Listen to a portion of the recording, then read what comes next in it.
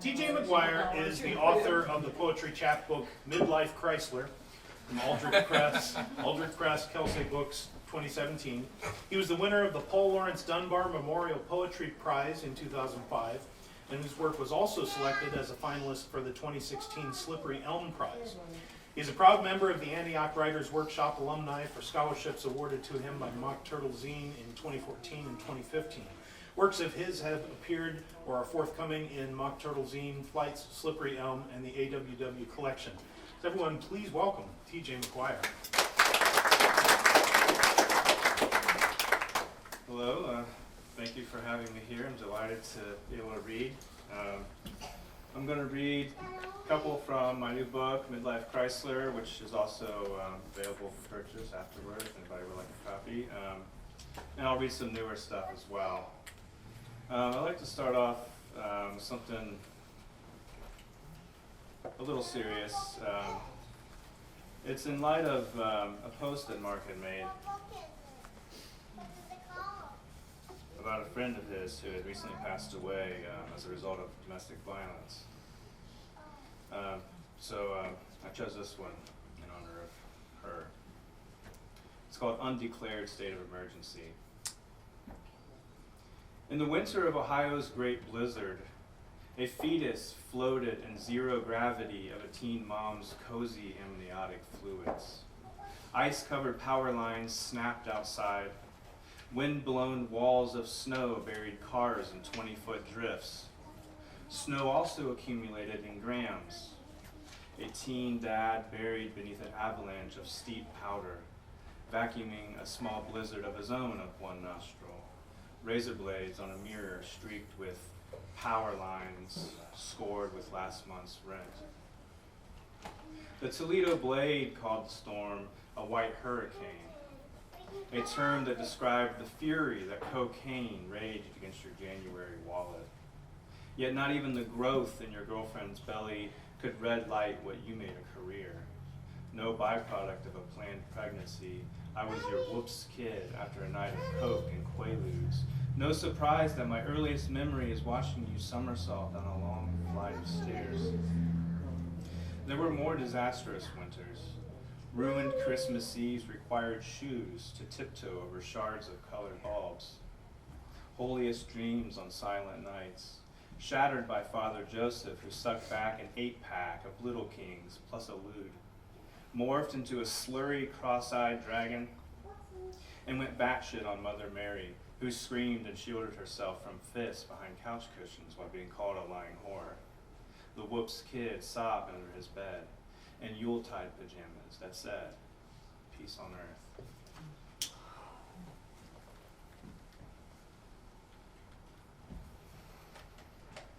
All right, this next one, let's move away from that before I start weeping. This is written from the point of view of Wilbur Wright, and I'm pretty certain that we all know who that is, and I don't need to explain. And the premise is, if he were alive today, he would be about 150 years old. 148 when I wrote this, so when I say that, you don't need to think, oh, he's so wrong. Doing that in my head. That's not. And I thought, what would he say? What would he talk about? The glory days? For sure, like we all would. But I'm guessing that he probably would have some issues being that old. And this one's called Lift Equation for Wilbur's flight problem. Viagra won't help. At 148 years old, there are just some activities I used to enjoy that I can no longer do. My last time between a pair of wings was over a century ago. Safe to say my flying days are done. Though when I was young and could achieve proper lift, I was a frequent flyer. Starting off as a glider, I was nothing more than a glorified kite, one without balance or control, which led to nosedives due to premature navigation. But as my flying experience became more regular, I was soon a motor-driven flying machine. Learned to shift my body weight for control, to bank and roll, account for wingspan, headwind, pressure. With a steep angle of attack, I would lower myself into position through an opening in her wings. That first flyer, my first love. Arms wrapped lovingly around her framework, as I propelled myself forward and with the right amount of thrust, I would leave the ground, the upsurge and rush of feeling lighter than air. My first time lasted only 12 seconds. But on that particular occasion, at the height of my first flight with neither drag nor drift, I yelled, L equals KSV squared CL, which is the equation for lift. One look at me now and you would hardly believe that this old man could once get it up, but as freaky as this sounds, I have pictures to prove it. Ask Orville. He was there.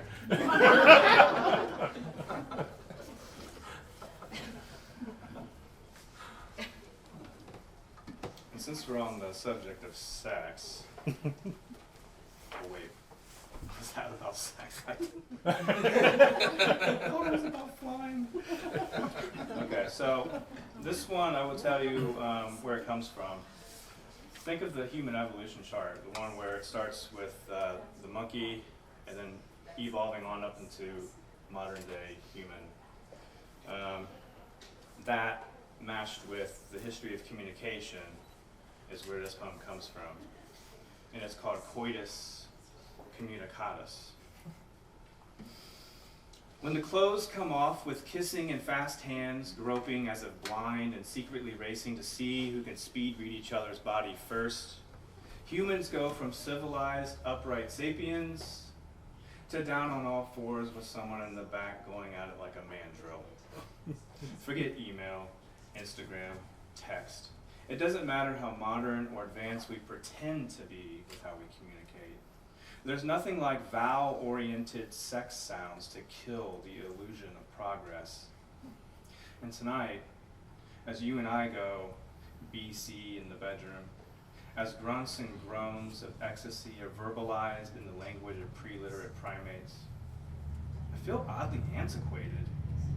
Like it's about time we update our intercourse discourse and rise above our species. How do you feel about cuneiform?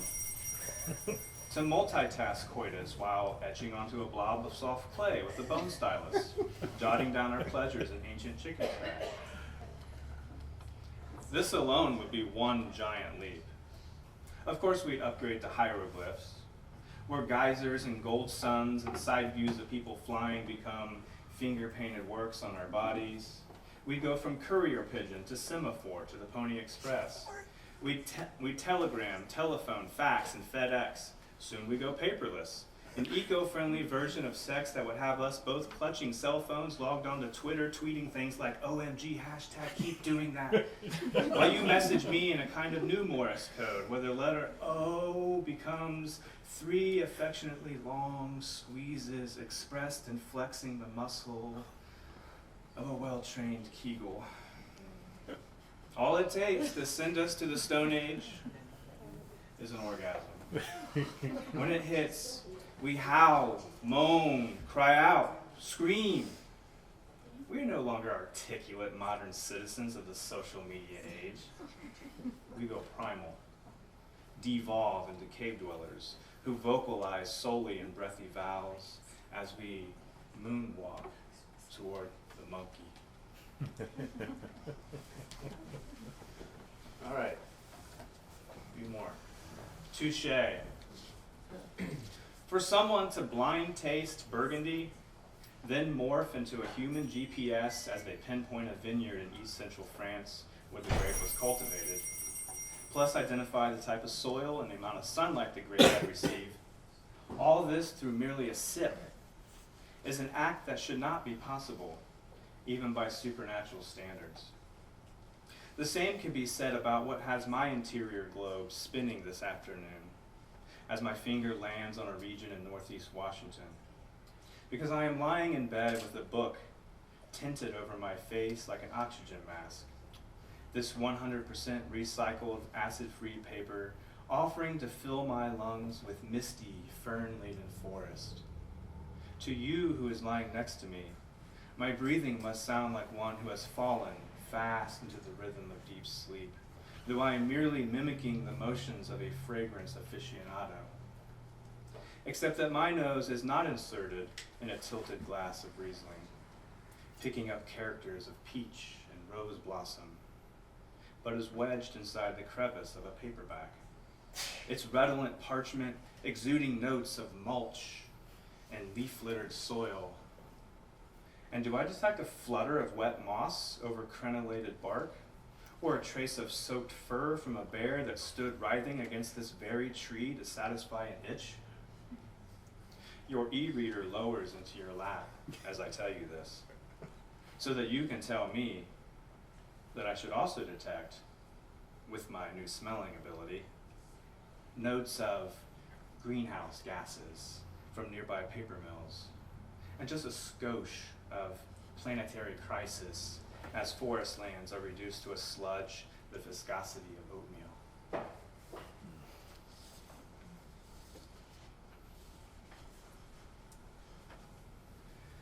Recently I saw something on the news, and I thought it was an SNL skit at first. It was these scientists who were standing there presenting a poster board drawing of a clock, and it was supposed to be telling us how close we are to our doom. And I was like, are you serious? What? How do they know where we're at in time? How do they know we haven't already, passed it by 5 minutes? Or, I don't know. So anyway, I wrote this thinking about that. It's called How to Break a Horse. When fear-mongering scientists go on TV to forcibly break our spirits with some junior high poster board project, my instinct is to buck. They want to scare me with a juvenile drawing of a clock. The hour hand on 12, the minute hand at 2.5 minutes till midnight. Viewers are warned with grim expressions, no doubt practiced in a mirror, that if we don't meet their demands, they'll be forced to redraw the minute hand closer to our doom. What happened to gradually breaking horseshit to the public by various pieces of saddlery? Do they no longer need to bridle us, slip the headstall over us like a muzzle, fit the bit into our mouths, and saddle us until we become accustomed to terror? Isn't the first lesson in obedience to our reins controlling us so that we are led to think in circles without getting spooked? Isn't that just good horsemanship? Now it's spurs and lassos and a roundup, followed by bronco-busting cowboys riding us bareback in a rodeo. The forcible breaking of a horse is a practice not even the 4 horsemen of the apocalypse can tolerate. So why is worldwide catastrophe being delivered as a ransom letter on cable TV? Will there also be ads to illustrate how the only hands clapping at such an event will be the shaky hands clapped to slack-jawed faces of horror, a look they will officially deem the Scream by Edvard Munch? You will never find me hunkered down in some backyard bunker while government-induced anarchy takes away our sitcoms. Death, on that day, will never look better, especially as a horse jockey in his bright yellow racing silks and cap. I'll be Kentucky Derby dapper in lavender bow tie, fedora, key lime blazer. You in an eye-catching sundress under a wide-brimmed hat, ponytail draped stylishly down one side of your chest. And as nightmarish thoroughbreds sprint down the world's figurative home stretch, conquest, bloodshed, famine, death, we'll clink mint juleps under sackcloth skies in what might just be the greatest 2.5 minutes in sports. And lastly, this is another how-to. And this is for you later. When you wake up in the middle of the night and you think you hear a noise, and you did, but you're too frightened to investigate. And you're not sure if you should call 911 or a priest. It's called How to Live with a Poltergeist. The only person I know who was ever warned by a witch to surrender and received this demand in broom smoke above a city was a fictional character.